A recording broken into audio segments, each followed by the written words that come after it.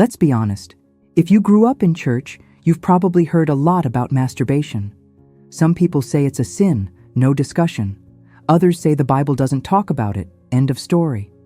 But very few people stop, calmly, with an open Bible and a sincere heart, to ask the question the right way.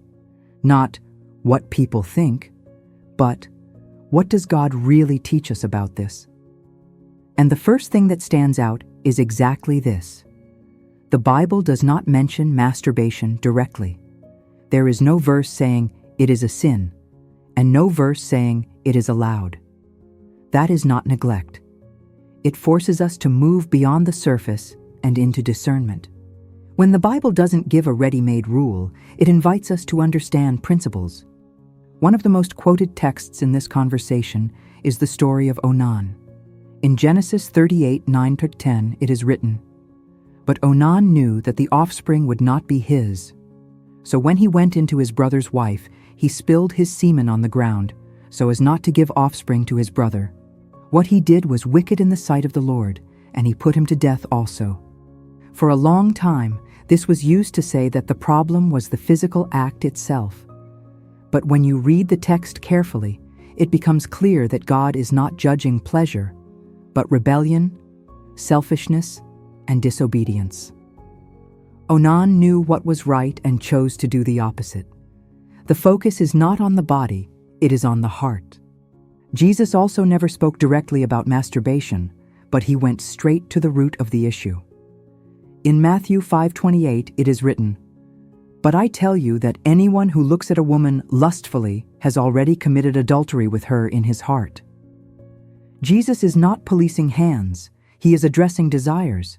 He doesn't start with behavior, he starts within, and that completely changes the conversation.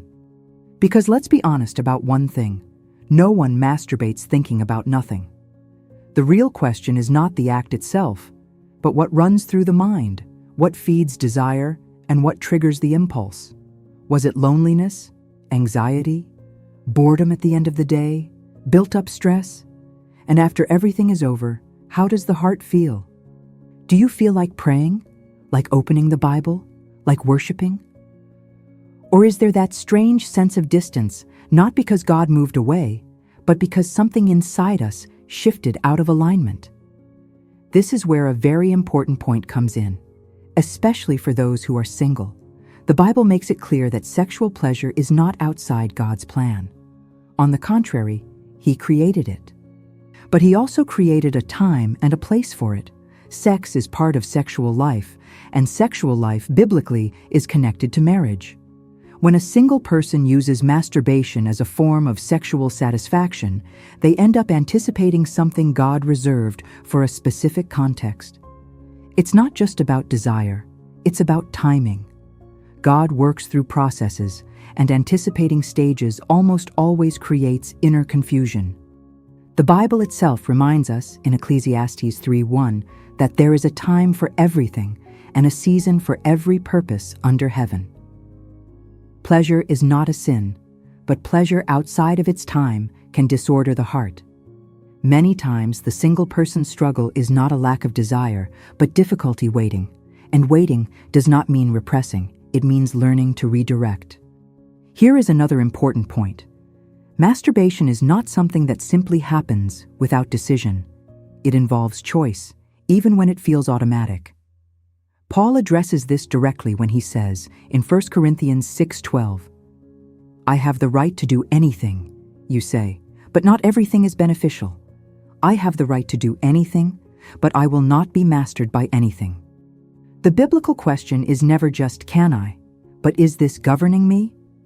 If something starts to become emotional refuge, spiritual anesthesia, or the default response to any discomfort, it's worth turning on an alert. And what about within marriage? That's another common question. The Bible celebrates sex in marriage as good, holy, and relational. But even there, the principle remains the same. Is it self-giving or isolation? Connection or substitution? Something lived together or a way to avoid real encounter? The difference is not only in who is in the mind, but in the posture of the heart. Paul continues to help us when he writes, in 1 Corinthians 6:19-20, Do you not know that your body is a temple of the Holy Spirit, who is in you, whom you have received from God? You are not your own. You were bought at a price. Therefore, honor God with your body. This is not about repression. It is about purpose. Our body is not disposable nor irrelevant to spiritual life.